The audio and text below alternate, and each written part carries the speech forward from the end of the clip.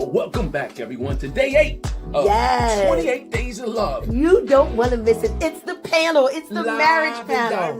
Live and direct. Right here at 260 Lafayette Street in York Generations Worship Center. You got to get there. You got to get there. Listen, we have our pastors. We have our associate pastors. We have, oh man, it's just stacked. I guess I shouldn't have started saying people's name and not saying them all. We got Jamil. We got the Capos. We have the Grims. The Alexanders. I said Jamil, didn't I? Yes, you did. So anyway, guys, tonight is the live panel. Join us for a studio audience right at 260 Lafayette Street, Thursday night at 6:30 to 7:30 for 28 Days of Love. Also, if you want to join us live, we'll still be here live on Facebook. So you don't want to miss it. We got Pastor Sheldon and his wife, Janelle, Pastor Shane and Nicole. Listen, it's going down. Fun. It's going to be fun. Join us and we'll see you back here at 6:30 for 28 Days of Love. It's all good.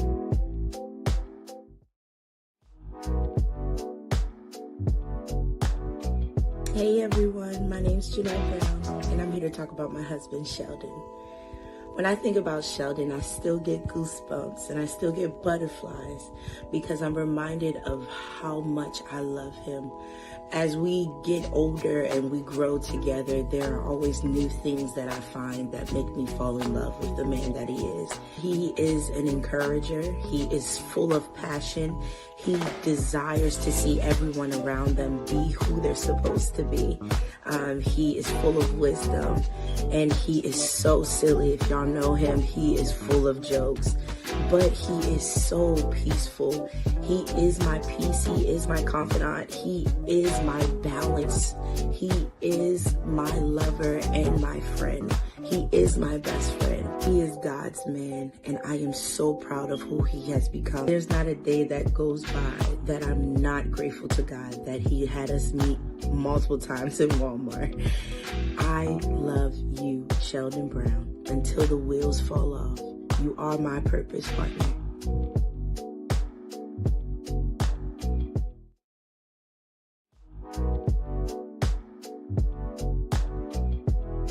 Hi, my name is Nicole, and I want to take a moment to talk about my incredible husband, Shane Moore.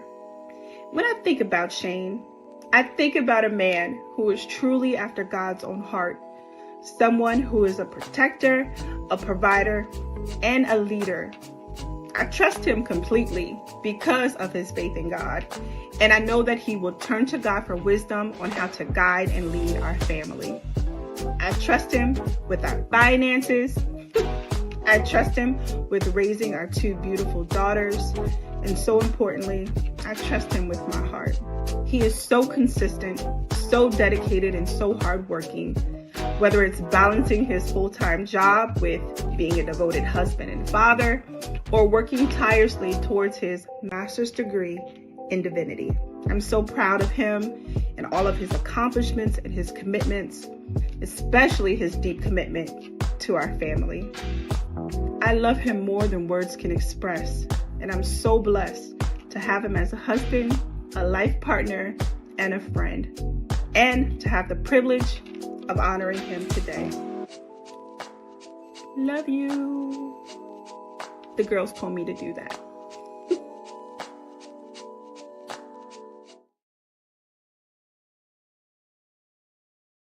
You know, somebody will be like, Welcome into 28 Days of Love. So glad you did it this time. You did what you needed to do this time. Look, let's have to ask the audience, did he do all right? Okay, you got a little celebration. Now you're on the praise team. I'm just playing. So anyway, guys, today is the marriage panel. It's the marriage panel, and we are so excited to see or to hear all this good stuff coming from these couples. So take a look at who's on the panel, guys. Powerhouses.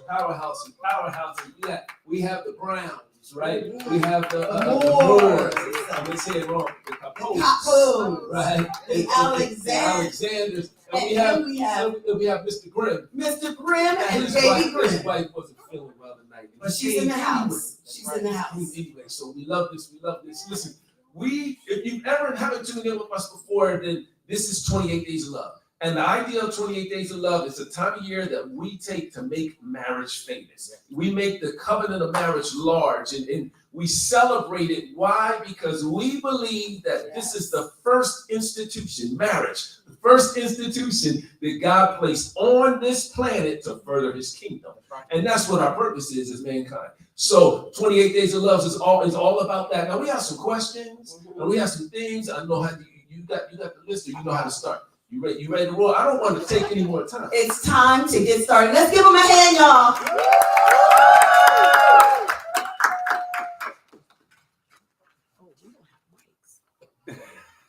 Nah, it's fine. It's fine. Oh, so we got some dead air and have the questions. We have the questions. Where we going? Is this we're moving with first? So before we get started on the questions, I want to know, does anybody on the panel have a unique love story? Meaning, like, what attracted you to each other? Was it just the ankles or what? Somebody got one? Anybody, go ahead. Who's going?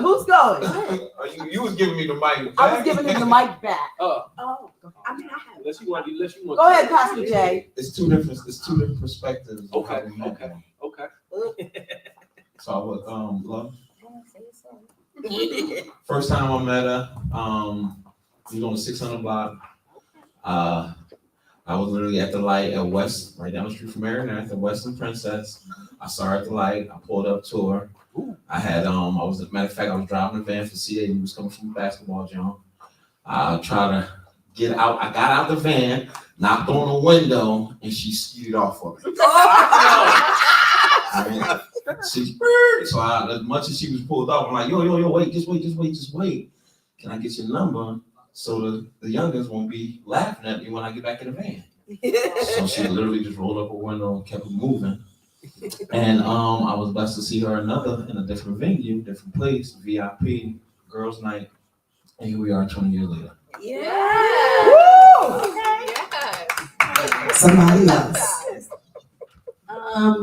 A short version, I met Pastor Sheldon. I'm calling Sheldon tonight. I met Sheldon at Walmart, talking to him, me and my sister. He had a girlfriend at the time, and I didn't do nothing, didn't say nothing, because he had a girlfriend. He was buying her a promise ring. It was cute. I was like, oh, he's a good dude. And then the second time, I met him at the same Walmart, but he had no girlfriend. But I didn't do anything, y'all, until I went down to Maryland, my church down in Maryland. We had what did we have? We had like a church anniversary, a worship night, and True Bread from York, Pennsylvania came all the way down to Baltimore, and he was the drummer, and I had told somebody I was going to marry a drummer, and I said, oh, you need to talk. And now here we are. Any more unique stories? We want to hear them. It's similar. Yes. Oh, similar. So, we actually, Nicole and I actually became connected at the very same service as Janelle and Sheldon. True Bread was coming down. I was at the same church as Janelle. I was their minister of music at the time. And so Nicole, aka Coco, was on the praise team at True Bread. She came down. Come on! And worshiped, and we exchanged phone numbers then.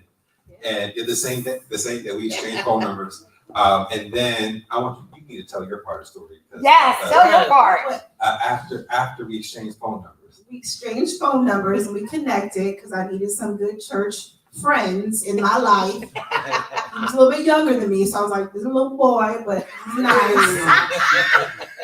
nice. So we were friends, and we were going to talk about the Bible. And then we ended up talking about being together. So, I mean, yeah, it went from talking about the Bible to God just whispering his love on us, and it transformed into what we have now. It didn't even start out as like, oh, I was interested. Okay. Right? It wasn't an interest in the beginning. It was God just literally just married that thing together. Wow. So y'all was hunting. Y'all went down that church hunting. We're something else. They're so holy. Go ahead. She said yours is holy. Come on, Mike. So I met Alicia when I was not in church. I was working on my testimony, expanding my testimony. Come on, right? No, but we had met through a mutual friend. And, I was on a date with a guy. she was on a date with a friend. Oh, you're nice. You're nice with it. And I met her, and I just I thought to myself, and so we met. We became friends, and after that year, I decided to give Jesus my all. And when I did that, we still remained friends. She ended up coming to church. I was not saved at She all. was not saved. Okay. She came to church, and she had called me and was just like, "Yo, do you mind if I come to your church?" I said, "You can come wherever." Sure. And it was about 4 years. Wow. Yeah, now we're here. About 4 years after we met, I told her, how I felt about her, and 4 years. And then it was on and popping. It was on and popping. You got some patience, bro. Dante. I met my wife it was during a hard time of my life, and it was on a dating app. It was on Tinder. Wow. But listen to this. I didn't have Tinder for what people use Tinder for. I was in a rough time. I just need someone to talk to, and it just happened that one day. You know how it goes, whatever. And that's how we connected. And then we started inboxing each other. And the first thing that stood out to me about her was it's something so simple, but I just respected her honesty because I was a machinist at the time. And then she was like, she asked me what I did. And I was like, I'm a machinist. And then she's like, oh, that's cool. You do X, Y, and Z. And I was like, oh, I'm surprised you knew what that was. She's like, oh, no, I actually had to look it up. and I don't know, it's that little thing, sparked wow. She could have said oh, yeah, I'm smart, something, but that's kind of what sparked it all. And, one thing led to the next. And just that's real right there. Yeah. Wow. Well, I gotta say this to you though, Shane, don't worry about it. My wife's older than me too. I'm on it too. Oh, really? See, I was Mine too. Really? So Orion robbing the cradle. Okay. but man, I'm gonna have to talk to you. You got to have some game.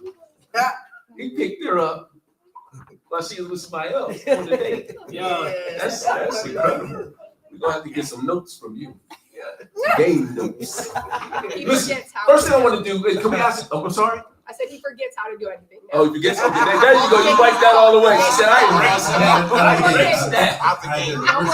The jersey's on the bathroom. I don't know. The Bible says any man be in Christ, he's a new creature. But it doesn't say he's another creature. Oh my God. Wait, I'm just okay. Listen, all of you are busy, have things going on, a bunch of different places. We can tell by Mr. Alexander because he's thinking about the 9 things he'd be doing right now. Right? No, just kidding. But all of you are busy, careers, children, wives, entities that you're supporting, ministries and things like that. How do you intentionally keep God, keep Christ in the center of your relationship, amidst all the hustle and bustle that's going on, to help you kind of overcome challenges that you might be facing in your marriage? We're gonna start with Alicia. She's gonna put it on the spot. I mean, I don't think it's how do we keep God at the center. It's kind of like the lifeline. God has to be the center. I like it. I wouldn't get through the midst of busyness and the hustle and bustle and the kids if God wasn't at the forefront all day. I would have lost my mind. Right. I probably would have lost my husband. And so I think it's just like that lifeline. You have to have God at the center or you have no scale to weigh everything off of. Every decision you make, every thought you have, it really all has to be the center. That's what I wake up to first and my husband second. Okay. So good. Oh, I love it. You might want to bounce off of that. Anybody want to bounce? Let's go back here to the Browns. I'm talking last year. Well, really for me is simply, this is gonna sound cliche, but prayer is a big thing. You know, and I make sure that when there's anything that comes up, that I'm in the place of prayer, to start denying self, to make sure that God does stay at the center. Because at any point, we can put ourselves there, you know, and next thing you know, we're following ourselves and not following God. Wow. So I start to make sure that I really stay in the atmosphere of prayer, and allow God to reveal anything, whether it's something that I've done since I was a kid, you know, just to start allowing Him to shift things in my life so that I can make sure that I am being the man of God that He's called me to be for myself, as a son of God first, as a husband, then as a father. Excellent. In that order. Love it. Love it. Anybody else? Look at Dante. Well, what I do is, you see, in order for God to be at the center of your relationship, He has to be at the center of you. Okay. Because the word says, out of the abundance of the heart. Okay. So the revelation is that you have to know the Lord as Father, which is source. Kind of goes back to what she's saying, that everything is flowing from that source. So it's like automatically everything, the Lord is entangled in everything that you're doing because you know Him as Father. And it goes back to what Pastor Sheldon was saying about prayer. It's imperative that you be in the place of prayer. Okay. Okay. I like it. Somebody from the Moors.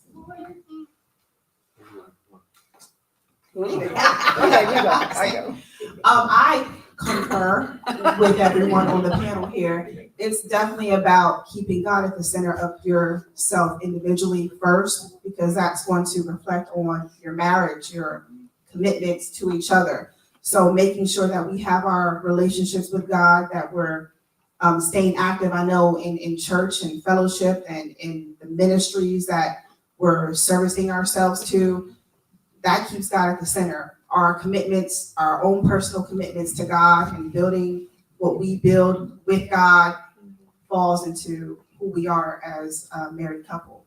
Love it. Love it. Love it. Yes. So I agree with what every one of you said. Another thing that we do is actually we set the atmosphere at the house. Like we wake up to God, to music, and we praising, and you know, so Jamil could be bringing my coffee first thing in the morning, and it's to music, you know, to the Lord, so. I love it. So you create the atmosphere, the environment for it. Okay. So I'm hearing how it all kind of pulls together, mixed together. So let me kind of dig just a little bit deeper in the context of marriage a little more. So what do you do for each other and with each other to nurture your marriage relationship? I mean, most of you have small children. I know, Shane, you have a job that's a leadership position, so I know you're pulled. I know you are entrepreneurial, even in your position is entrepreneurial. You're being pulled. So how do you make that time? How do you nurture your relationship to make sure you're pouring back into that and not always giving out somewhere else? Yeah, anybody can jump in. So with Nicole and I, since we've had children, it's our lives obviously have shifted, changed for the better, right? But has changed. I always say that they're not burdened. They're gonna grow up, bro. They're gonna grow up. Yes. And so that speaks to my point. It's a season, right? Yeah, that's good. It's a season, and so we have learned that seasons come and go, and we have to adapt. And so, as my career enhances, and Nicole has climbed the ladder too in her job, time is really of the essence with us and our family. And so, just us being in passing with each other, or just being in the same room, you know, for 5 minutes or so, we make the best of that. Okay. We don't let the time slip away. So if it's just a quick conversation, hey babe, how was your day? Or something of that nature, or hey, let's get on the same page. What are you doing tomorrow? What's on the sketch? Like that, we count that as time spent I love it. together, even if it's not just sitting like over a romantic dinner, right, or something like that. Okay. Like, because our lives are so demanding that we are just grateful for just a small amount of time. That's right. Wow. So there's an understanding of that demanding.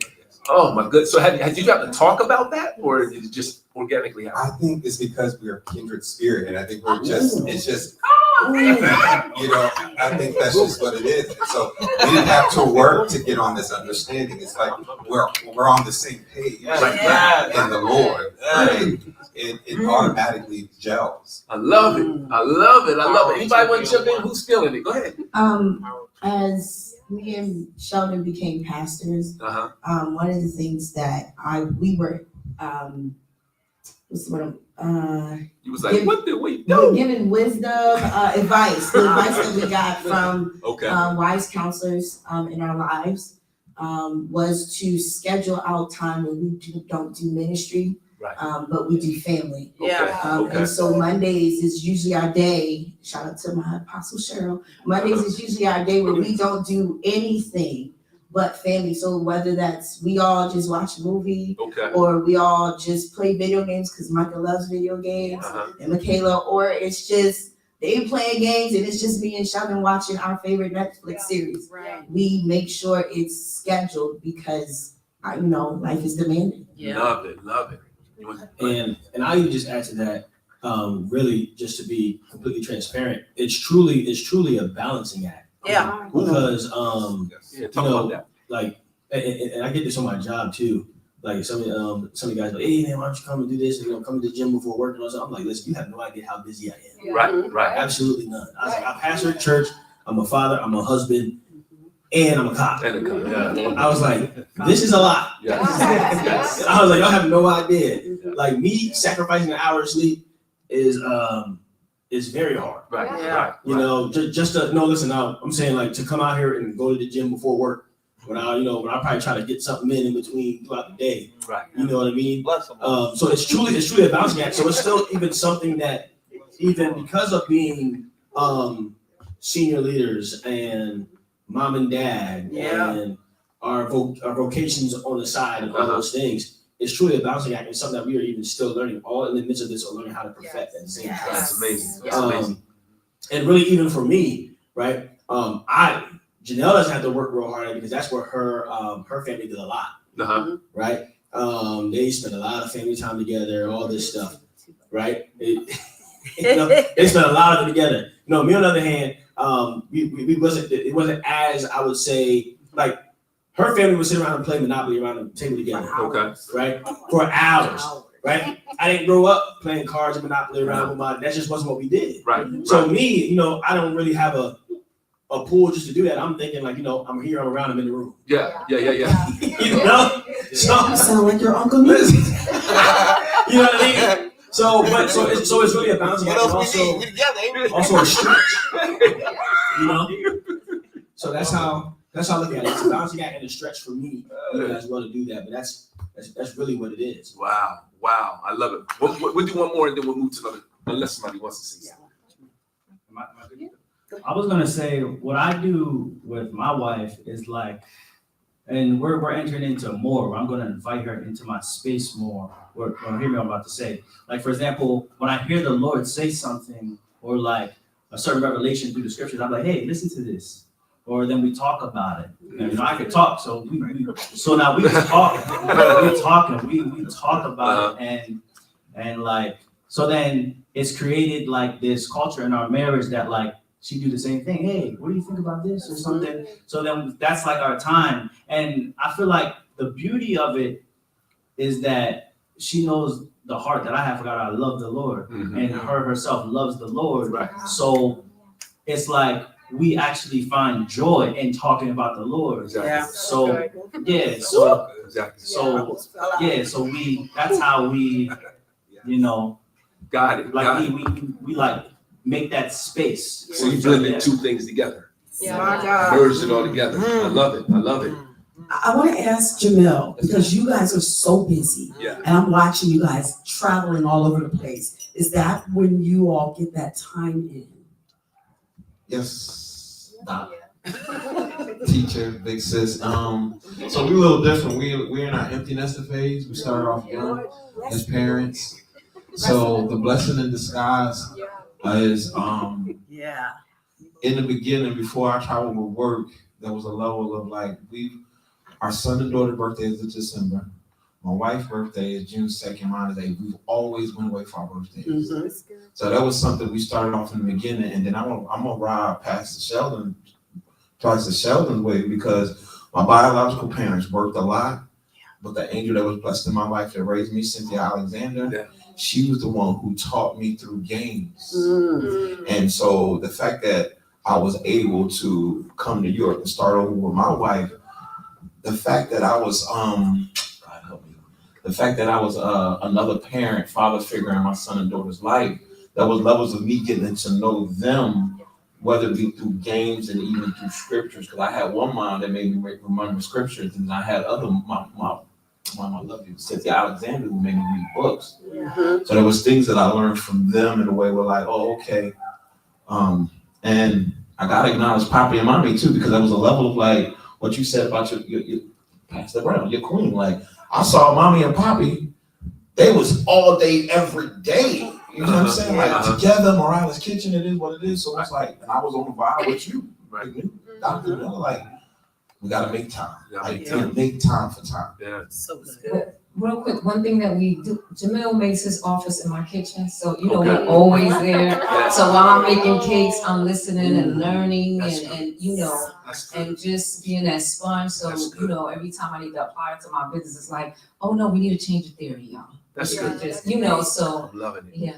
I'm loving it. I'm loving this feeding into each other. Yes. I'm loving the blendedness and the synergy that I'm hearing. So let's go to another place. And I'm looking at the compose because you didn't get a chance to talk last time. So if you want to jump in on this one, let's talk about conflict. Because the Bible says a man will leave mother and father, cling to his wife, and they shall become one flesh. So our things, our marriage ministry is called Marriage Simple as Pie. Yes. What Pie stands for: provide, invest, and empower. Right? Mm-hmm. But we believe marriage is simple, but simple is not easy. Mm-hmm. Two different things, right? Yeah. And the hard part with marriage is becoming one. We're two different people from two different places, two different upbringings. We just heard Pastor Sheldon sitting in the church mill. So in that becoming one process, we can expect conflict. Yeah. So talk to us a little bit, and to people who are watching and going to watch this, how do you handle it when conflict comes up? How did you handle it? Is it different now? Give us, make us see that. How do you do those spirited conversations? Yes. That's a good word. So initially when Alicia and I first got together, I knew that she was going to be spicy. She was going to be feisty and there you go. Very independent, because that's how you want it. Just the way that she had grown up, she really all but raised herself. At 16, she came to York, right? And I mean, really, since 16, from what I've learned from her, from 16, she just continued to grow and be in either the service industry, and then when she left the service industry, she got into the job that she's at now, and she stepped up that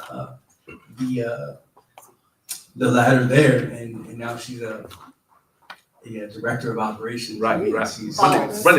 So I say all that to say, I knew that she was very independent, very strong.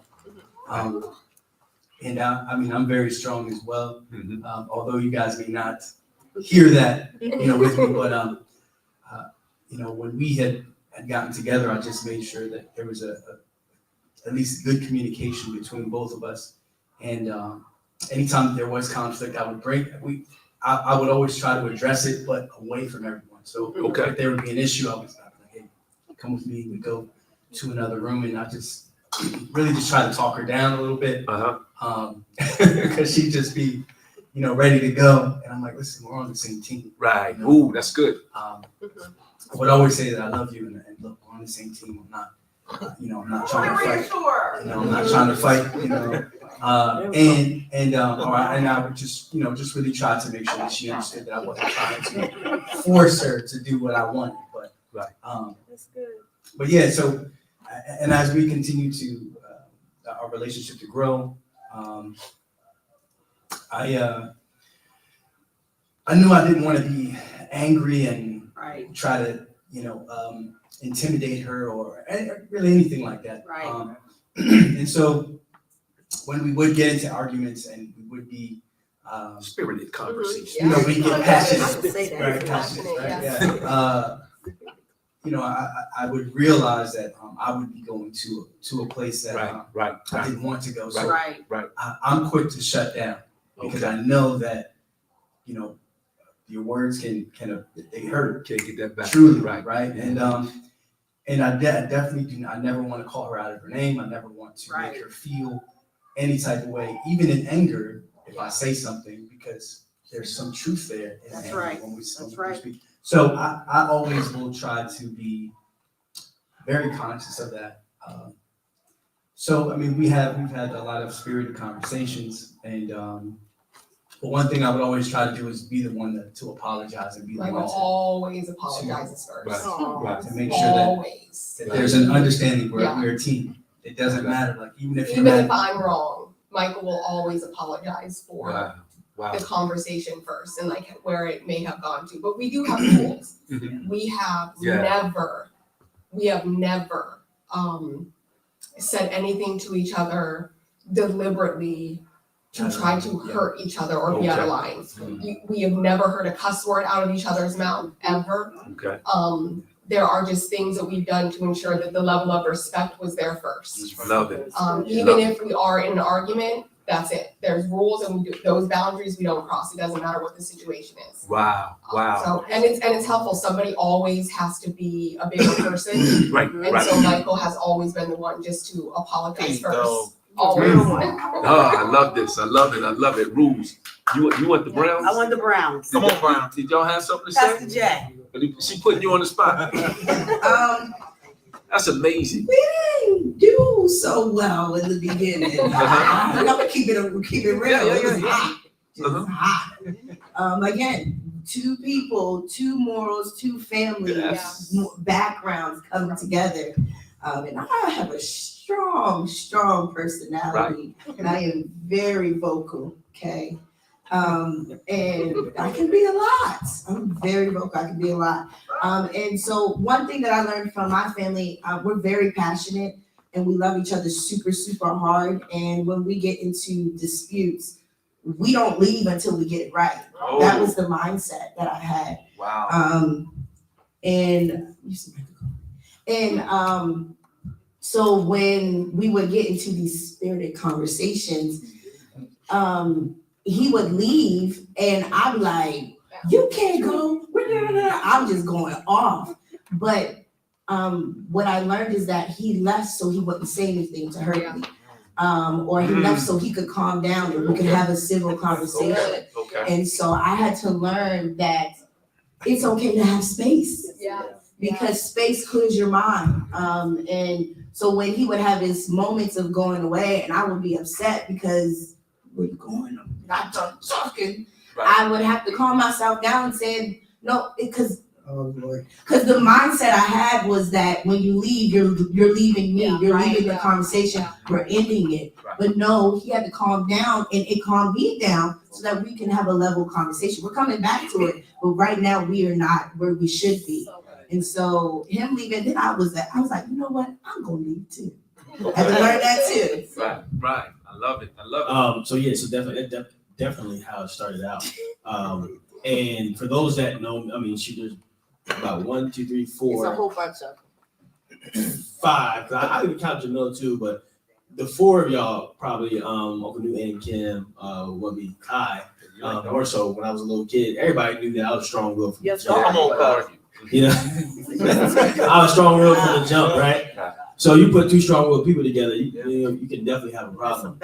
And there was times where, especially because growing up, I knew that if I didn't walk away or certain things, I would blow up. I used to just hold everything in. It's no point of dealing with certain stuff. Not no point. I didn't deal with certain stuff.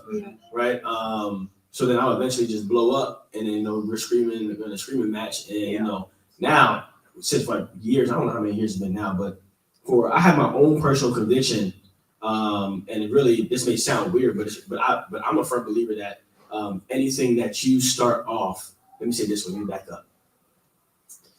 Anything that you do off your sonship should be the launching pad for everything in your life. Yes.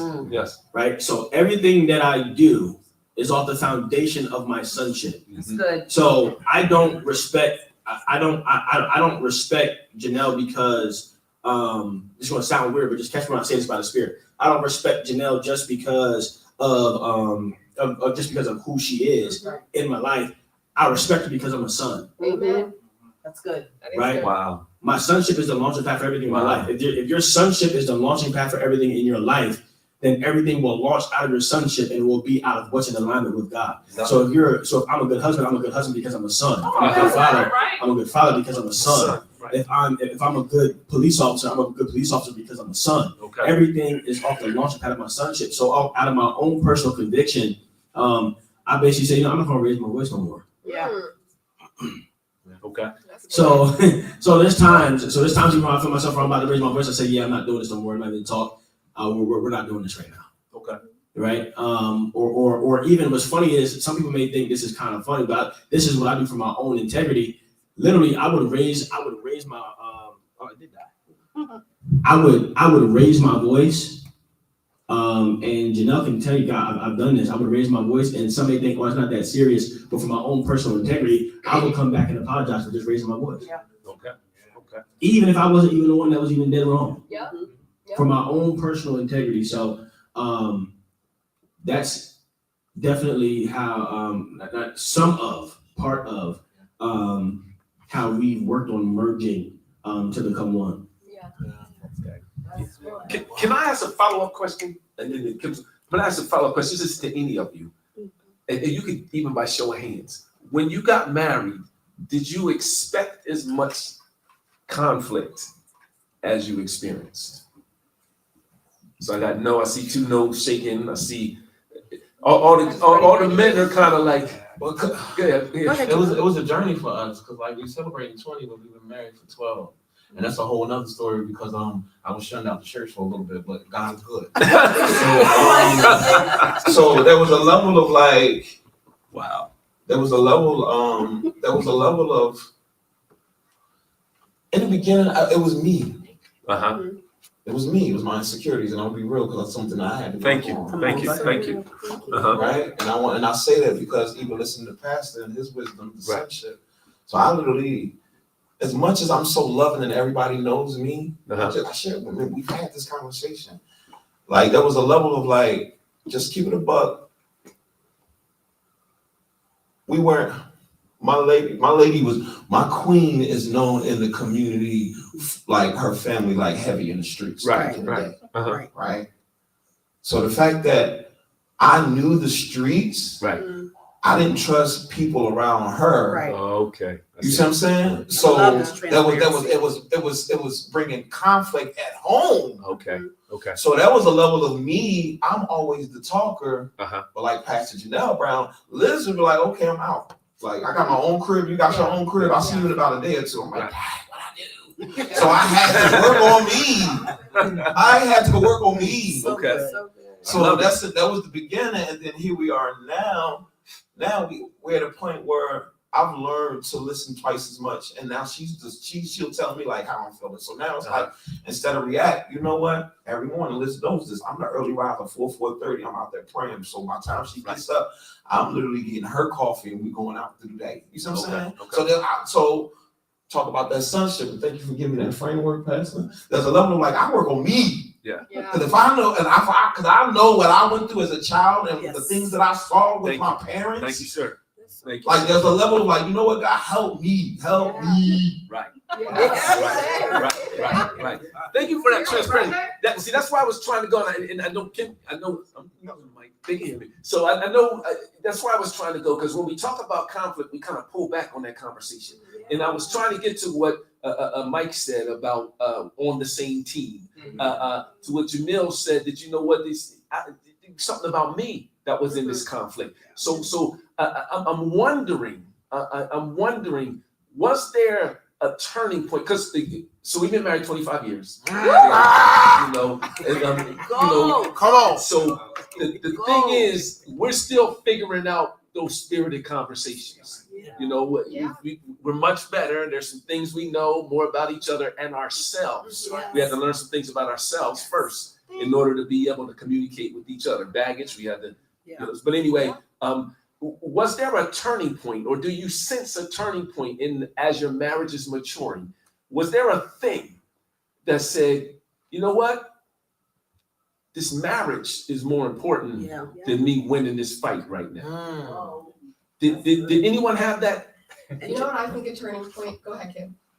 Just like a minute, guys, okay? Because we gotta move on. Okay. I think a turning point for me was realizing that I needed more accountability. I needed counsel and accountability for myself, because I have to worry more about how God feels about the situation than me just being right. That's good. Even though I'm right. Help somebody. I still have to have that additional accountability and someone to counsel us through that. And luckily, as the same, Apostle Cheryl, Dr. Dwayne, they are somebody who we rely on heavily for just that proper accountability. Okay, I love it. And how do you feel as a husband with an outside, someone who's not in your family, not in your domain, speaking into your marriage? I mean, I'm actually really okay with that, because when we select somebody that is so close, oftentimes they're going to have one side. They're going to be biased to the situation. So, when she had said that we should do that, I was in agreement with it. I said, okay, that's fine. Let's do that. Because there's not a lot of times that we get angry at each other or we get upset. It's always something silly, because it's something. There's a root issue that we talk about that we finally get to it, but it's always something silly. What's really wrong? What's really right? Yeah. I love it. You look like you about to say something. In my marriage, this is what it was. At the beginning, I literally would sit, right? And when we would have, I have to be honest here. I've never really argued with my wife. She knows better. Not she knows better. Like I'm just not an argumentative person. Like I'm chill. Like you would be talking to yourself. Like I'm just like, just calm down. I'm chill. I'm real chill. But literally in the beginning, I literally remember multiple times. And this is the way that I moved until it just became secondhand nature. I would sit, and when she would say something, I would literally say to the Lord in my heart, I would say, God, what do you want me to say to her? What do you want me to say to her? And a lot of times our conversations would be so weird, because I'd just be sitting there and not saying nothing, because I'm waiting. And I would say this and I would say that. And we spent so much time having so many different conversations, like hours. I spent talking to her and all these things. But this is the point I'm getting at. By doing that, it created this culture in our marriage to where now she knows that we're on the same page. She knows I'm not trying to hurt her. She knows I'm not trying to attack her. She knows I don't want to be right. So what happens is now where the scripture says, that's kind of like a little bit of sidebar. I'm about to be finished. Where the scripture says that because a consequence isn't dealt speedily, it's in the heart of men to do evil. So in my marriage, this is what I do. We handle things fast, so they don't linger, so they don't stay. And that whole thing of like, I'm too mad to talk, to walk away. See, now the culture has been created so much so that this is what we do. You see, so that nothing stays for 2, 3 days, 4 days. No. So something can happen, a little whatever, and I'm walking over there. Hey, so what happened here? Whatever. And then by the end, there's no yelling, there's no screaming. We're just talking, whatever. And what it came down to is, me having the ability to articulate the way that I feel. And then her, adapting that same ability to be a way to articulate the way that she feels. So we have a conversation, and then we always meet in the middle of remembering why we did this. Why did you say yes? Why did There we you go. do this? And that's what it always is. There you go. I love it. I always say why power always beats willpower.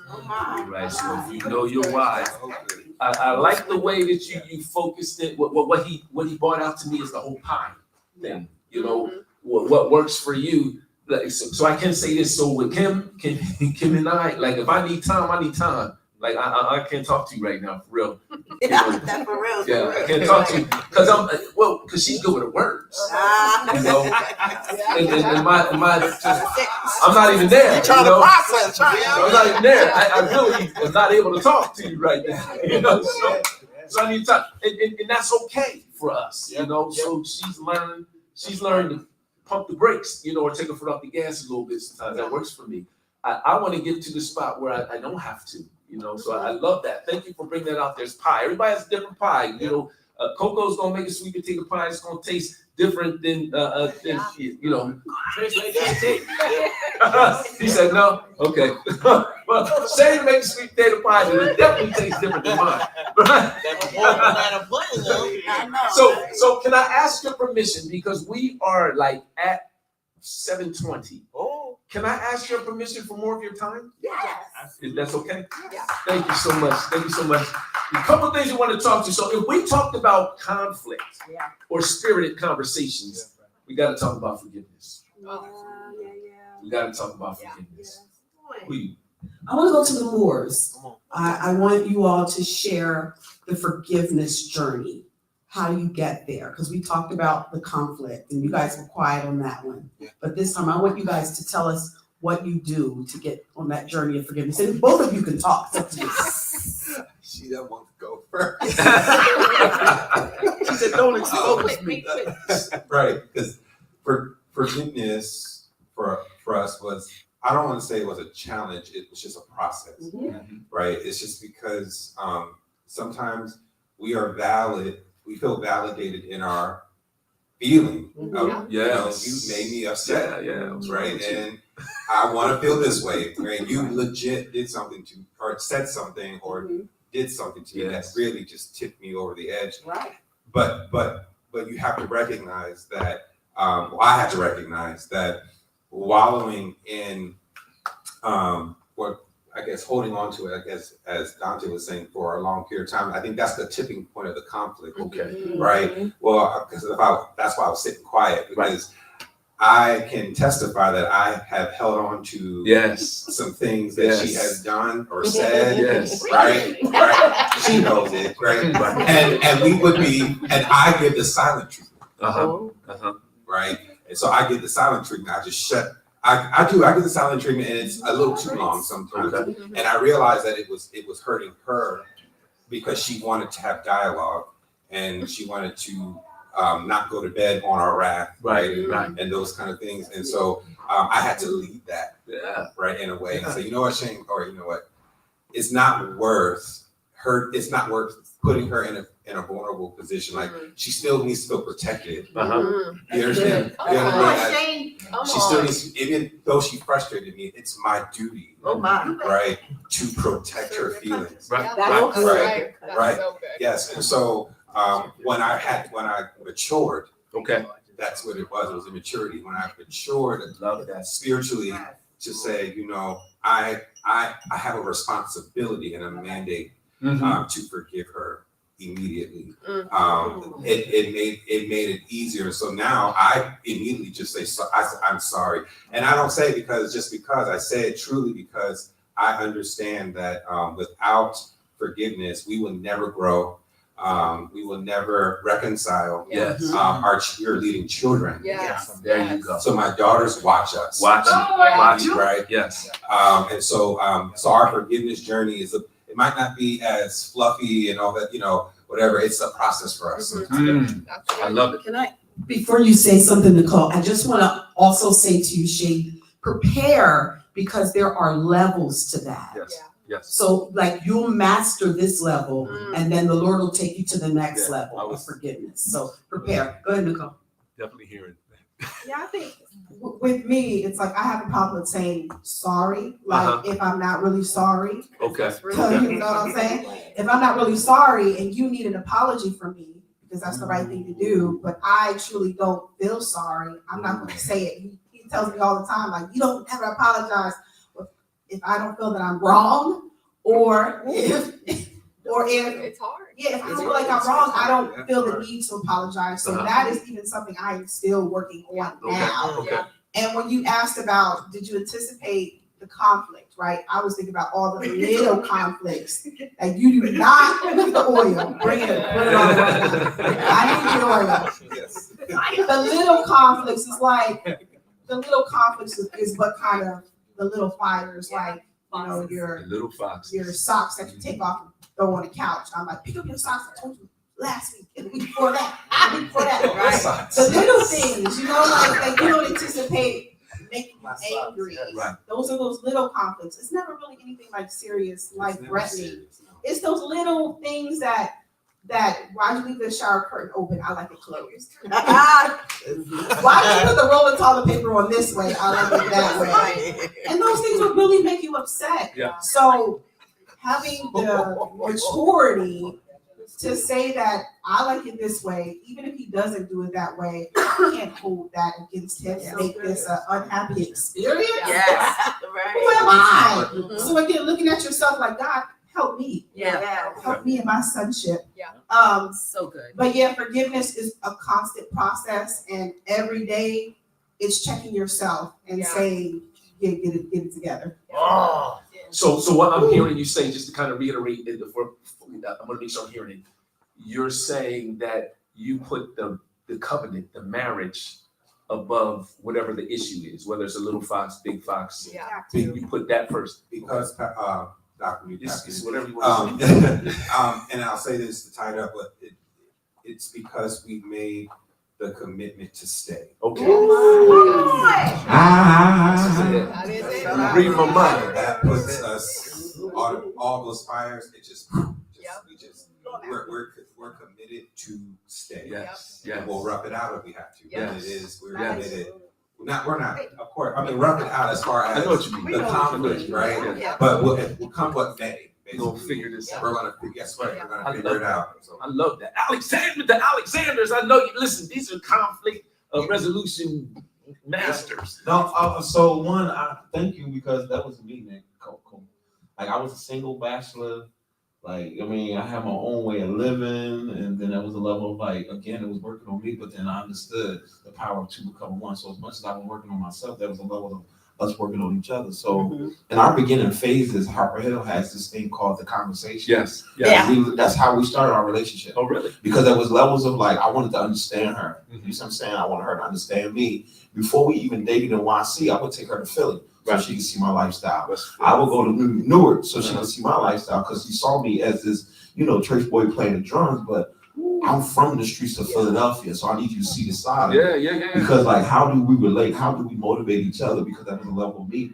It was more than the beauty. It was a conversation. Like, and I'm gonna go back to what you said, brother. Like, I love the fact that she was an independent queen. Right. She's in VIP. I'm gonna be real. I know we at church. She's in VIP. Bottles. I'm literally on the outside trying to get in. Okay. I feel you.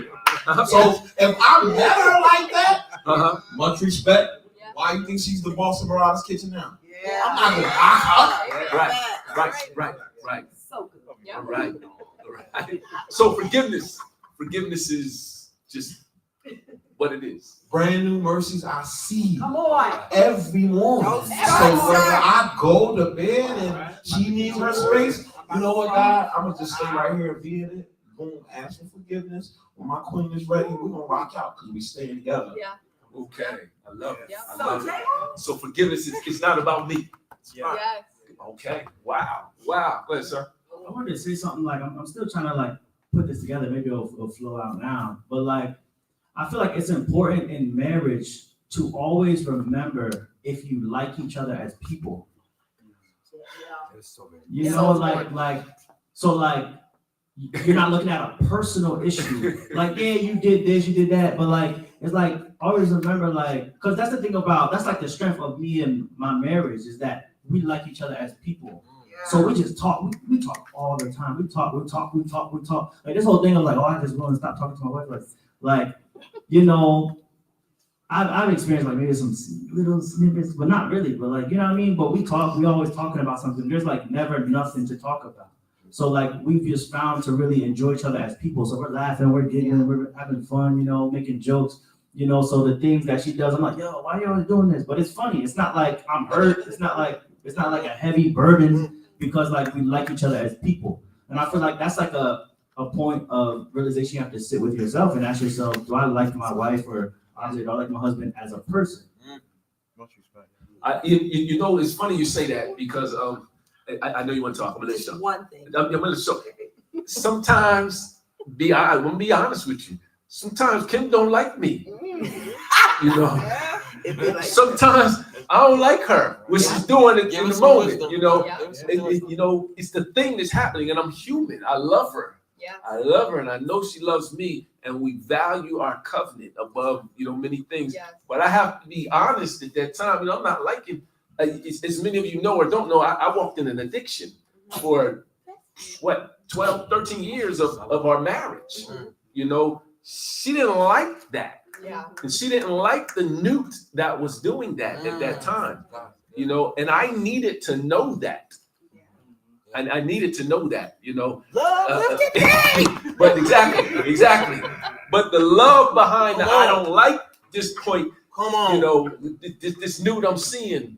The love behind it is what would help to bring deliverance to me. So you got to be honest. You got to be honest with that like and that love. And I'm not saying the opposite of what you're saying, Dante, because we do like each other. You know, the ankles caught me. You know what I'm saying? From the giddy up. But you know, but so I like that. But there's times, you know, that I really don't like what you're doing. Yeah. And it may be a little tiny thing, but it's okay. Yeah. It's okay because I love you. Right. I'm sorry. No, it's nothing. It's really quick. He don't know this, but he know that. When we first started dating, I had already said in my heart, I had already loved him before he said it first. Ooh. And so when he went, you got he game. said, I got game. It was the Lord's good. So when it was all him, but when he would hurt me, I had already forgiven him before. No, for real. I have already forgiven him before the moment he told me he did it or we had an issue, Right. I had already forgiven him. That's good. Now, my stubbornness in me wanted to, I don't forgive you because I wanted you to love me more and beg for forgiveness. Now, that's something totally different that I worked in within me. Okay. But I had already forgiven him because I loved him. And I liked him. And so even now, when I am frustrated, I like this man. Yeah. It's something, he gives me goosebumps and butterflies. I like this man. There you go. And so regardless of what he's done, there'll never be nothing that I cannot forgive him for because I like him. And then on top of that, I love him. And then on top of that, God ordained it. So it's just, you could do anything. I need you to keep going a little bit. I need you to help somebody. Some young lady who's watching, who has an issue with, you know, their needs, their need to win, their need to be right. Because you talked about how you worked through that in yourself. Like, what did you do? So I had to, and we've talked about this, figure out why I was like that. Some of that is family. I was taught that. No shade at all. Right. Because no shade at all. But I had to unlearn those things. He actually had to tell me about myself, and I couldn't stand it at all until I sat with God and I cried because, Lord, I cherish, I value what you've given me. Right. So how do if this is something that he sees inside me, because he sees things that I don't see. Right. I'm used to this. This is how I grew up. This is who I was. Right. And this man who's coming from a whole different background sees something inside of me. I trust him and I love him and I know that he protects me. Right. I have to think that what he says, there is some truth. And so because this man, I gave him my heart. And he protects it, and there's truth in it. I have to do some work inside of me. Because there is something, I value this, so I have to do the work. Yeah. So. Go. I like it. I like it. I like it. Thank you. So I just want to say thank you, first of all, for saying that. And Newt was speaking for me, but the truth is, I always liked him. So I don't know where he got that from. He was trying to think for me, but I've always liked him, regardless of what he did. I liked him. If I didn't like him, I wouldn't have been there. I would have stayed. I liked him. I liked you. I love you. And nothing would have changed, even if you thought differently. So that's definitely not my testimony. Let me go on record and say, no ma'am, no sir. Go ahead.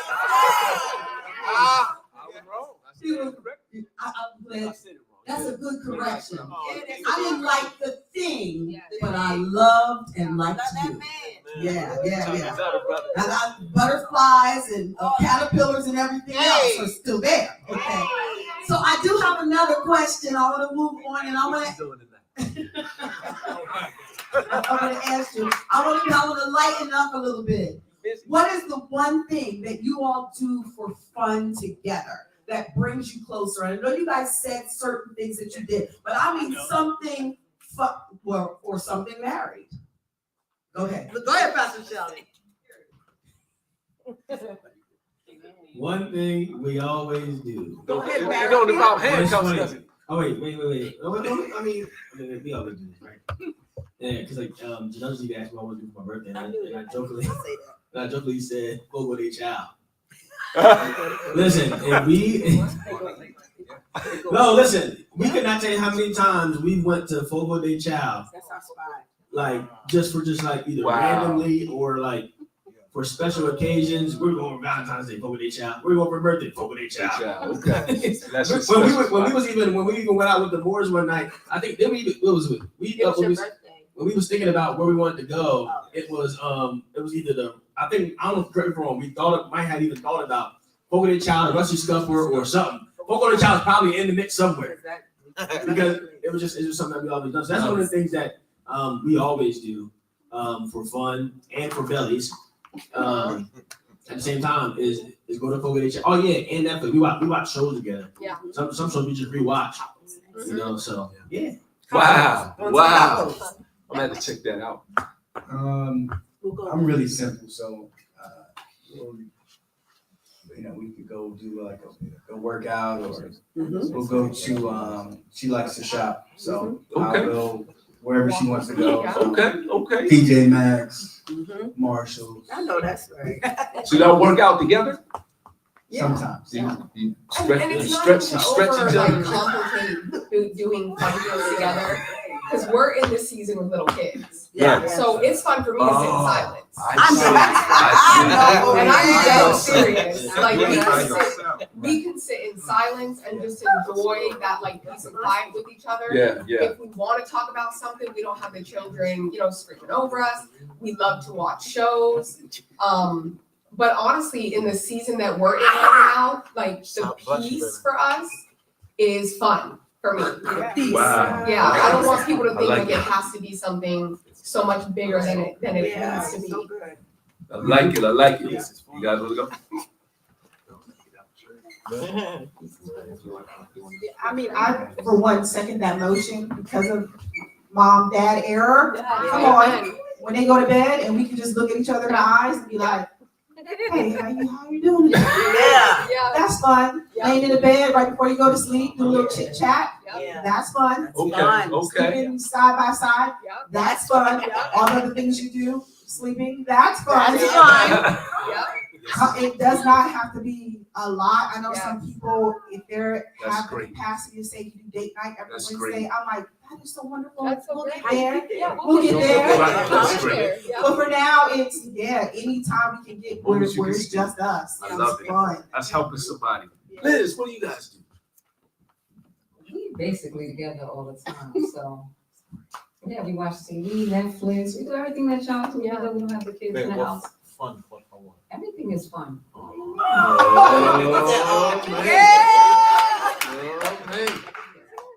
So So what's really fun? No, Jamil's after something. You want to tell us? No.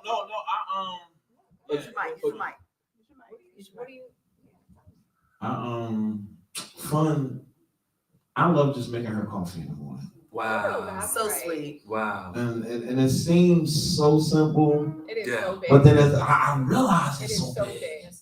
And I never realized that because I travel for work. So until I come back, she'll hit me with the, man, I miss your coffee. And I'm like, oh, that's serious. Yeah. Like, you know what I'm saying? And I had to appreciate that over time. Yeah. Because like, you know what I'm saying? But it's like, now it's like, okay, did I get it right? Like, I want to make sure I still get it right. You know what I'm saying? Like, the 2 sugars, the 2 cream, like, the right textures, and the right folder for the right stuff. Like, it's real. Like, I mean, I'm an overthinker. And it's for real, and I think I took it for granted until, you feel me? Yes. So, yeah, it is fun every day, but like that morning in the morning, like, I have my time, but it's like, okay, so my lady wake up, like, okay, woo, let me get this. Got it. Sounds like it's fun taking care of her. Yes. I love it. that. I loved it. It's like, Dante. what do y'all do? Oh, well, in this season of our life, it's a little different now because, we just had a baby and all that. But before, we would work out together like religiously. Like, we was in the gym. Right. And, we would watch a lot of Netflix. Like, watch a lot of Netflix. But, in this season with the baby, we kind of just take what we can get because, I work a lot of job truck. So, like, I work hours, like, a long time. So, and I work third shift. So, it's like I'm sleeping while she's up. So, we only get, like, a little bit of time during the day.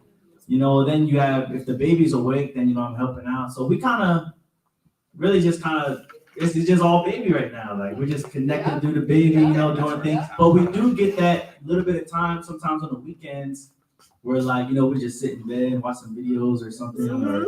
But, like, as far as, like, watching TV, we don't got no time for that. No time. That's all right. Yeah. So I want to say this. I'm hearing a theme, and I want to pull the theme out for folks who are listening at home. That when you're married and you love somebody, tell them right or wrong, because I was already wrong once today. So tell me right or wrong. It's not about the amount of money that's spent or how extravagant it is. It's the time you get to steal together with one another. And you build your special things. Yep. Right. Whatever it is. I used to like to bring her Mike and Ike. She likes Mike and Ike. The red ones. Hot tamales. Yeah, hot tamales. Yeah. Or a lemon. The lemon. Tasty cake pies. Things like that. Little stuff that I know she likes. If I'm out and I grab one and bring it, just kind of sit it there. Big old chocolate bars. Just kind of sit it there. So that's her with the honey buns.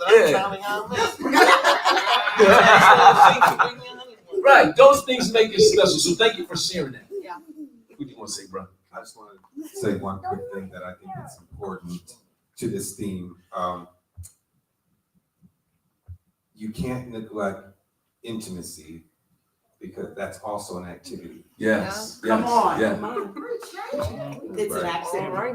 Intimacy happens at very levels. And it varies. So you have to figure what that is. That's Find right. out what that is for each other. Right. But that should not be neglected. Never. Never, because that is also an activity that has to be worked on. It can be fun, but that it's something you gotta keep like right here. And if you do neglect intimacy, perhaps an intimate place between you and the Father is lacking too. Yes. Because remember, marriage is that covenant, is that first thing for the church to go forward. So if we are lacking that, whatever that intimacy is in the relationship, could there be a lack the vertical way? Ooh. So just consider that. That's not a question. That's just and Kim talking. Thank you. So I'm gonna ask you one more question. Kim's gonna take over with the fun stuff, right? She gave me the hard stuff. And you can get the fun. So I want to ask this question so I'm gonna put it in. I'm gonna put 2 things together because I want you to serve whoever's gonna watch this. Okay. So I want you to, and most of your marriages aren't, super old, but if you could start over, if you could do this marriage again, if you could go back to start, knowing what you know, what would you do differently? And I want you to answer that in the context of advice to somebody who's listening? Go ahead, Pastor. Chanel, put her hand up first. She already knows. Oh, sorry. I got one. If we could go back, I would say watch the red flags. They are legit. And take your time. It is not a rush to get married. Ooh, Yeah. that's One good. thing that we had Micah, and then we got engaged, and then 5 months later, I planned a wedding in 5 months, and we got married. But we weren't ready to get married yet. We were very, very strong-willed. I feel as though our intimacy with the Father wasn't maturing. We were at a standstill. Oh, I see. And so I wasn't doing the work with me and God, and he wasn't fully doing the work with him. And so we probably would have taken our time to get married and worked out some kinks in ourselves. It's good. This is good. And then got married. Love it. Love it. That's good mature. That's like heavy maturity stuff right there. Pass it on down. That's real good. I was sitting here thinking to see what I would change. And so let me say this first. I get it, and I'm gonna try to condense it as much as possible. Y'all know him. I get it. Like there's obviously some things that we would want to change in the beginning of a thing, right? But to let you a little bit into my mind, I was just sitting here and thinking because one of the things that jumped out to me was that like hindsight is 20/20. Mm-hmm. Right. Mm-hmm. I've seen everything now because I've walked through it. Right. Right. But at the same time, we already know that they're trying to follow me here. We already know that God knows what's going to happen, what's going to take place, what time, how it's going to affect you, right? How it's going to set you up for the future. All of these things, right? So for me, this is me really falling on a place where I would say I don't know, right? If I would want to go back, and I don't know if I would want to change anything. That's okay. Because let's say look at it this way. Let's say God give me a snapshot of me changing anything. Would I even like that? Would I even like that picture that it is now? Right. Or that it would be. I like it. I love that. And as soon as I asked it that way, I was going to pull it back. That's why I tried to put it in the context of give advice, right? Which is But I'm with you. I'm sorry, I didn't mean to interrupt you. But I love that. Thank you for pulling that out. I don't know if I changed anything. Yeah, I would. But do you have some advice? Yeah. Advice? Yeah. Oh yes, I do. Because the truth of the matter is that literally you're here now. You're not a time traveler. You can't go back. Oh, right. So, but what you can do is you can always remain humble. Ooh, that's good. Humility is like literally probably like the cheat code in the kingdom. The cheat code in relationships, the cheat code on your job. I love it. It can literally translate anywhere. Wow. You remain humble. You remain in a posture that is able that enables you to respond well. Yeah. I like it. I like everything. I like That's everything. So that would be my advice. I like it. So let me, whoever's going to go next, let me revise the question since I just got schooled. No, I'm going to take the turn time back. Okay. I'm going to take the turn time back because like Pastor said, we're not time travelers. We can't take the time back. But I want you to answer the question, knowing what you know, the wisdom that you have, as advice to somebody who's listening. So I don't know which one of you two. I don't know if it's the drummer or what, just passing you spitting. Because there's a level of, as much as I want to live and understand. I mean, she knew I was in the church, but there was a level of understanding I wanted her to understand. Like I was in them Philly streets. Right. Yeah, I mean, because there was a level of like, I love them. So I'm like, okay, I need to let her know who I am. Right. But then there was levels of like, I hid some of the things that I didn't even hide. I didn't let her meet all my family on purpose. There was some generational things that I went through.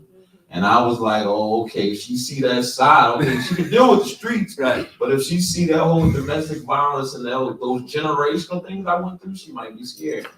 Right. So I say that to say the advice I give to people who are courting first know yourself and know God, but then there's a level of that intimacy comes in. Like, oh, okay, I can't go back in time, but everything that needed to come out came out. Okay. So the fact that there was a level of like her even asking me in a way like, you went through this, you went through that, it literally healed me. Gotcha.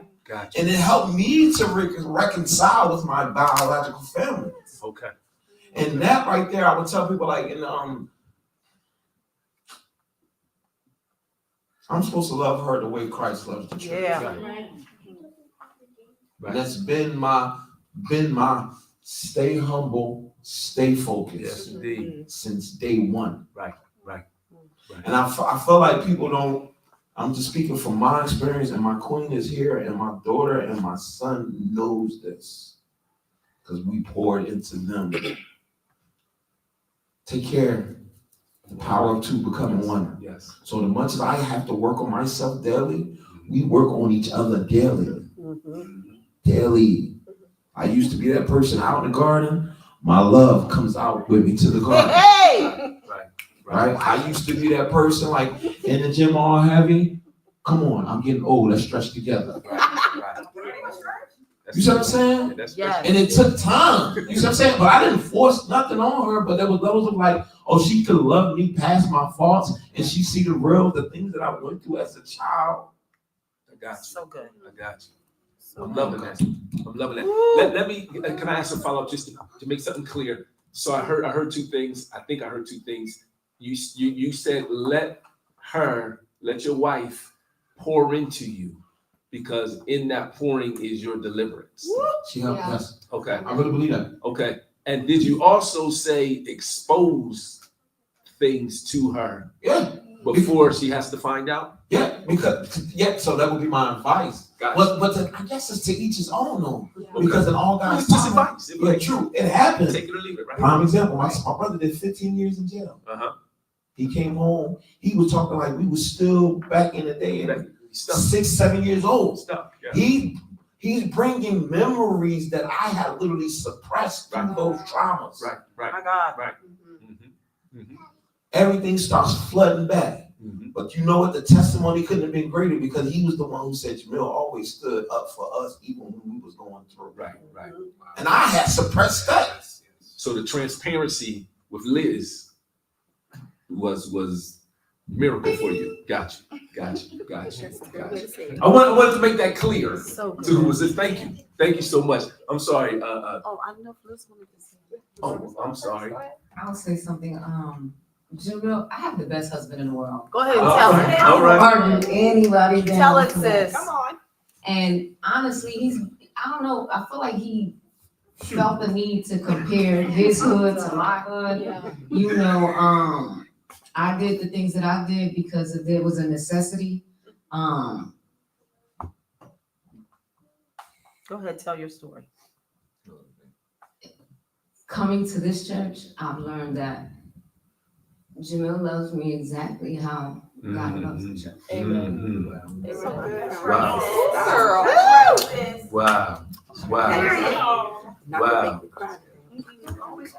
So here's just what I would tell people.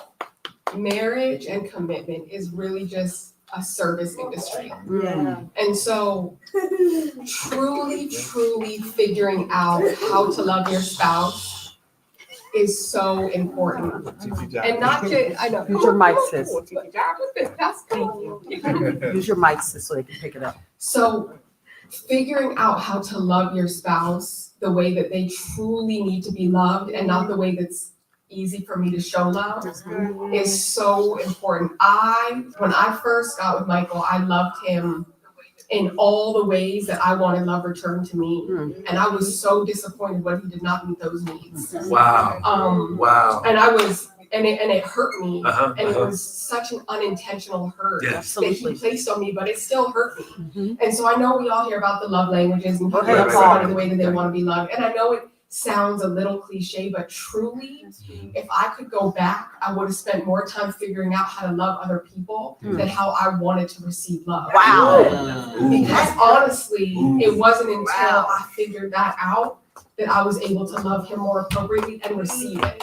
Wow. So good. That's heavy. My God. We can just let that marinate about 5-10 seconds.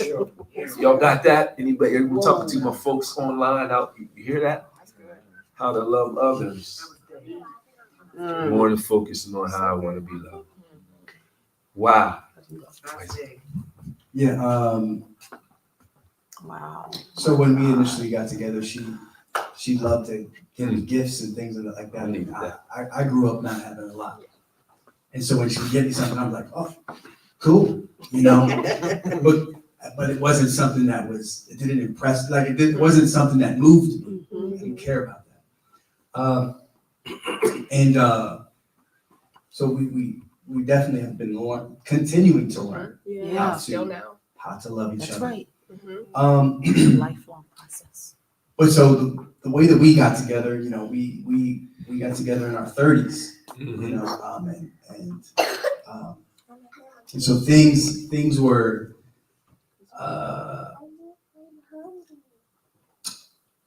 I knew what I wanted. Yeah. Right, okay. And I made sure that I expressed it and I communicated appropriately. Right. And so when I let her know, you know, how I felt about her, and I was just like, look, you know, do you want to have a family? I want to have a family. Do you love me? I love you. So let's go ahead and do this. You know, so as men, we set the tone. Period. Yeah. And so I think, you know, for those of you who are out there, I would just say, understand that you set the tone to your relationship. You set the tone for your home. You set the tone for your family. And be sure that, you know what you want, and make sure that it's expressed. And make sure when you are courting that, you know, that the goal is marriage. Yeah. Period. Wow. You know, and you don't let anything else, you know, deter that. Yeah. Because there, you know, there was a situation that happened in. So there was a situation that happened, and I had to get super real with everybody. We were in the young adults group, and I just said, look, nobody needs to text me, call me. No person of the other the other sex needs to call me, talk to me, anything. If you need something to say, you need to talk to me, talk to her. Amen. Then we'll talk. Yeah. But I don't need to talk to none of y'all. You know, and I said, I don't mean any disrespect by it, but I said, I love you guys. We're cool. But talk to her if you need to talk to me. Yeah. Let her know. And, you know, even, you know, I love my older sister, Naomi. I love her. She was like, nah, Mike, that's not right. I said, yeah. Nah. You messing up my quality. I said, this is going to be my wife. There it is. I'm not playing. And so this is what I'm doing now. And that's what it will be forever. Good. You know? And so I think really though that solidified our relationship, because I really kind of just I let everybody know that day. I love it. Nah, you know, because a lot I turned myself down a little bit as far as like how vocal and strong I wanted to be, how I just never wanted to be like intimidating with people and try to be a bully. It's just, I mean, you know, I was like that before, and I didn't want to be that. I don't want to be that way. So I know that I wanted to make sure that I carried myself respectfully, and you know, and I just wanted to make sure that the union was respected. Absolutely. So that's what I would say. So make sure I'm hearing it. You're saying know what you want, define that, communicate it, then set the tone for those things to happen. Yeah. And it was one more thing he said. Boundaries. Boundaries. Yeah. Boundaries. Strong ones.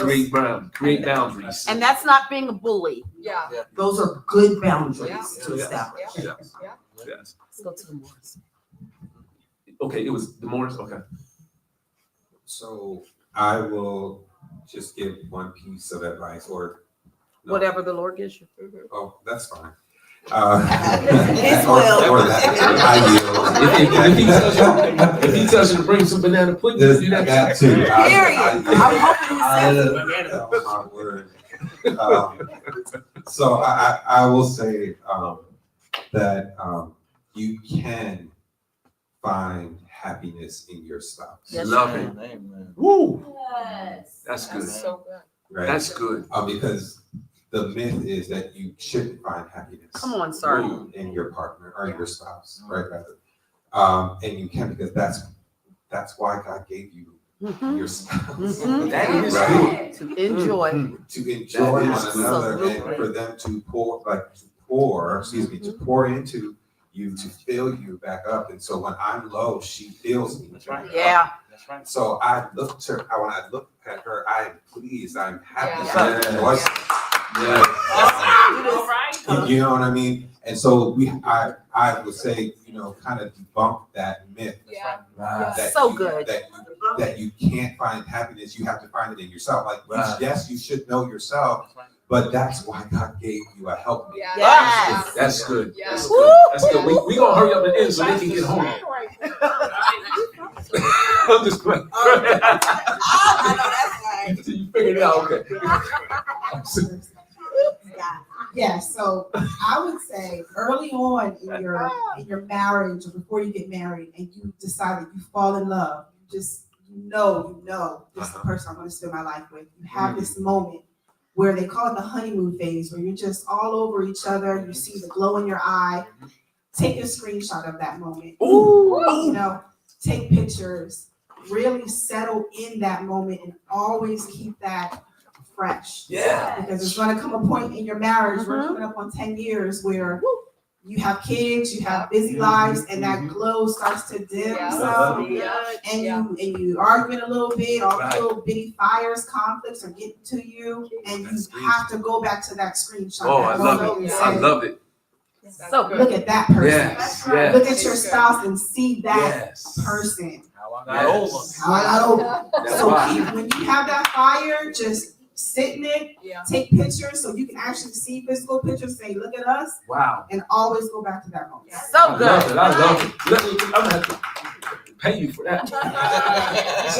Why power and willpower? Go ahead. So, okay, listen to this. So, listen, the bride of the church is the body. Yes. And he says, love your wives as Christ That's what he loves the said. church, which is his bride, which is a body. That means our marriages, how we should see them, is as it's our body. Yep. Okay. You see your marriage as a body. So you start to ask yourself, what is the state of our body? Yes, absolutely.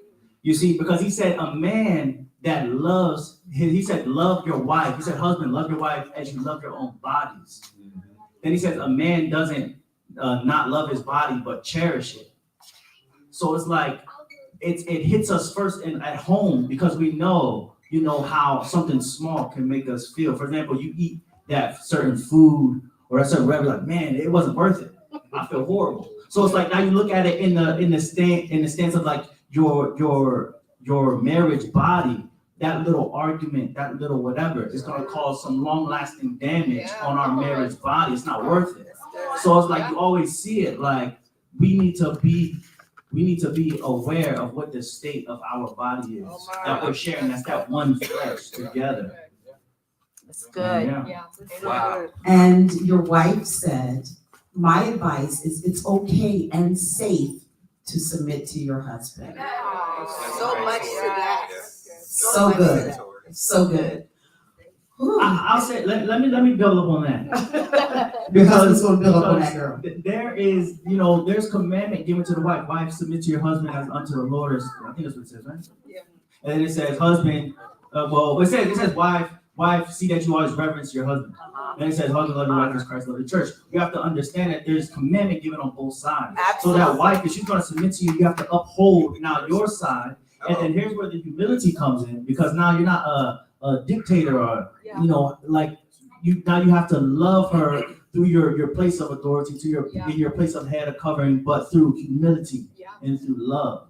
You see, because for her to submit to you, she steps into a place of vulnerability. Now that's something that the husband has to be able to nurture as well, and protect, and not, rise up and, do all these things. So it's like a lot of times we beat women on the head. Oh, you're supposed to not be doing this, doing that. You're supposed to be doing this. But what are you doing? You know what I mean? We have been given responsibility as well to uphold. And maybe the reason why your wife is doing some of the things that they're doing is because of some of the things that you're doing. So you have to ask yourself, the person that you know that is your wife, is she that way because organically, authentically, that's how she is, or that's how she is with you because of what you do. So it's like until you start to work out all the kinks of your marriage and all these things, you have not even discovered truly who your wife is. Because she could be fending, she could be adapting, she could be surviving. You're like, oh, I can't believe you do this. She does this because you do that. Right. You know, but we're prideful, man, not myself. Oh no. But man, be prideful enough, you know, I can't stand with my brothers on this one. You gotta learn how to be humble. Right. And say, you know, I was wrong. And it gives so much weight. And then see who your wife becomes. Yeah, amen. See who your wife becomes. You know what I mean? Right. I love it. That boy good. Mike says you'll honor that. Right. Right. I love it. I love it. Go ahead. Okay. So can I say something about that same scripture? Christ, the wives submit to husbands, then husbands love wives as Christ of the church. Just something to think about. The church didn't exist yet when Christ was walking. He was doing all those things to the disciples, with the disciples, in order to establish that Antioch church that was going to be put in place. So I read it as this. So it's saying, wives submit to husbands, but that Christ loved the church piece, he submitted to what the church could be. The church didn't exist yet. Yeah. He submitted his life to build that thing that was not existing yet. So my job is to submit my life to rise up in Kim. Come on, Dr. New. What is to be or what can be into Kim. So just another perspective on that scripture, because we always talk about wives submitting, but they can't submit until I submit first. I'm glad you said that. And there has to be something for her to submit to, under the mission of. If I'm not in my work, there's nothing for her to get under. And if you know anything about a woman, by design, you are a nurturer. You're a receptacle. You receive. I deposit, right? So whatever I deposit in you, you're going to nurture that thing and give me back something more. If I give you $25, I can give her $25. She can come home with 2 meals, which is a lot nowadays. You know, if she can go to the dollar store with $75 and decorate the house. Give her the house, make the home. I give her sperm, she gives me a baby. Right? You know, I give her frustration, she gives me hell. You know, so she's the nurture. So everything you guys are saying is so true. Just wanted to chime in on that and so we get out the way. All right. And then the last thing I do want to add, what he talked about the submission, and then he talks about being able to submerge under. And here's the thing, when I submerge under, I'm not sitting down, but under him I stand. So I'm still standing in the purpose and the call that God has given me. So I'm not fiddling away. Understand, okay? So I want to move on because I want to give Liz a minute to share something that,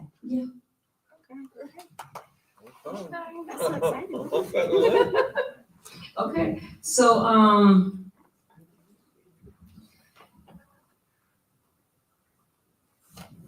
my mom went to heroin because my mom went to heroin when my brother got killed. I started hustling. That was the reason why I hustled, because I didn't want her to get no bad drugs, right? So from then on, I became a hustler for 5 years until my mom stopped using drugs. And I remember going to church with the heroin, like, Mom, I'm going on vacation, here you go. And I remember her even dumping it out and saying, oh, today's my last day, whatever, I'm not using it no more. So after that, she was clean. But in the meantime, in between time, it was my husband that saved my life. Wow. I was a hustler, I got caught. Once I got caught, he connected me to the powers that be that was going to just, trying to put her away for life. Yes, and they wanted me to just put everything on him. You know, they was like, no, there's no way, we've been following these bags. They had Hitler and all these other names that, you know, all my everything. And testify, baby. Yeah, I actually married the man that saved my life. I can't do Wow. that. Wow. Wow. Wow. Wow. These here stories, Wow. these testimonies, Wow. these lives that are sitting before us and who are sharing are leading us in marriage, leading us in the future. And so I want to thank you guys. Yes. Because there are young people, there are older people, there are people who are desiring to walk in this path that you have made easier for them today. And you have broken the ground for some of the very most difficult situations. And you were vulnerable and shared your testimony in all transparency and honesty. Yes. And somebody's life is changed right now, today. And so I just want us to just thank God that he brought you through the things he brought you through, that he's given you the person he's given you, that he wiped some slates clean, that he gave you new paths, that he restored some things, and that he placed you in the right places to meet the right people so that you can have this life. And this is all because of the Father. And so we thank him today. We give you honor today, Father. We make famous what you already established as famous. We help to walk out this kingdom life as husband and wife. We are here to be representatives, oh God, to the kingdom so that other lives, Father, can walk this path and also know that it's okay to submit and be humble. It's okay to testify and to share. It's okay to live this life and say, I didn't do so good at first, but today, I walk in this new thing. And this is marriage. This is marriage. Hallelujah. And I thank you, Liz, for sharing your story. I thank you, Dante. I thank you, Moors. I thank you, couples. I thank you, pastors. I thank you. I thank you. It was supposed to be a game thing, but I think we're done. I think we're done. Okay.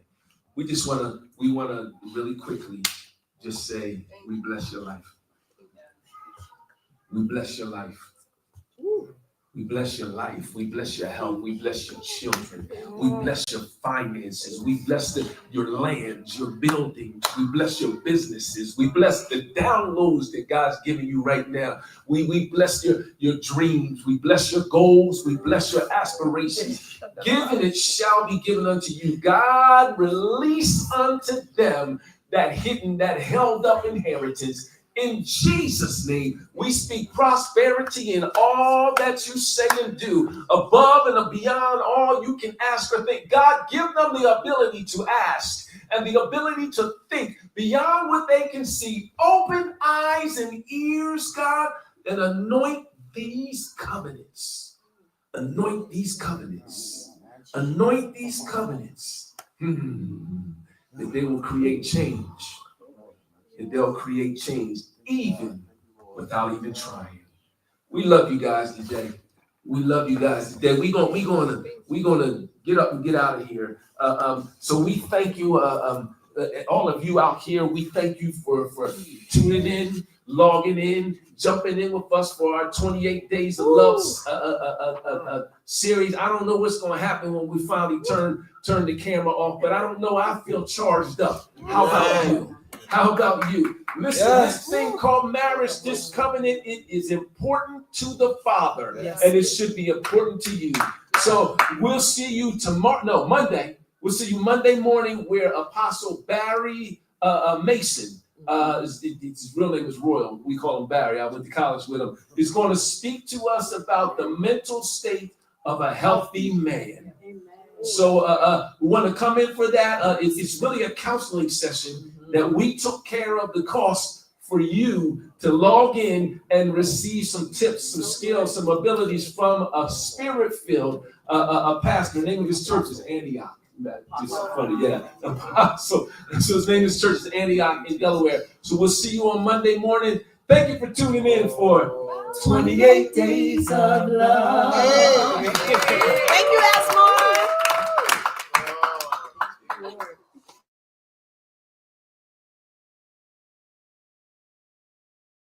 Hey, I'm Kim. And I'm Dr. New. And it's that time of year again For 28 Days of Love. And it's year 4, New. How about that? Year 4. We got a lineup for you. We have some new things. This is called the Healthy Marriage Series. Yes. Going from the 3rd of February through the 28th of February. We have guest speakers. We have interviews with marriage couples. We have panel discussions, live panel discussions. Yes, at our church, 260 Lafayette Street, every Thursday evening, and you can come and be a part of the studio audience. Everything happens at 6:30 p.m. and we broadcast it live on our Facebook page, our 28 Days of Love Facebook page, and our YouTube channel, Launch 360 TV. Listen, you don't want to miss this one. We're celebrating, we're making big and making large the institution of marriage because covenant is real. Yes, it is. And we have so many special guests starting out on Monday, so you don't want to miss it. Check out our lineup, and we can't wait to see you for 28 Days of Love.